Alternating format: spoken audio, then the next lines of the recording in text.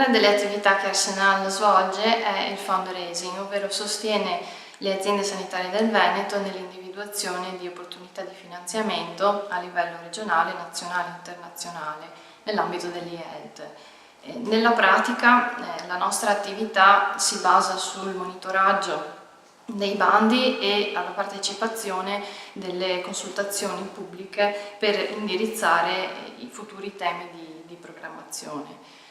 Arsenal raccoglie le idee dalle aziende sanitarie e cerca di tradurle in una soluzione tecnologica che sia sostenibile, la confeziona in modo da essere presentata dai finanziatori e cerca inoltre di raccogliere e di mettere assieme quelle aziende che hanno gli stessi obiettivi.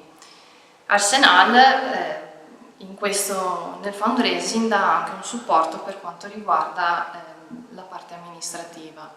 In questo modo siamo riusciti a portare in Veneto circa una dozzina di progetti, sia progetti di scambio di esperienze, sia progetti che hanno ottenuto la realizzazione di veri e propri servizi.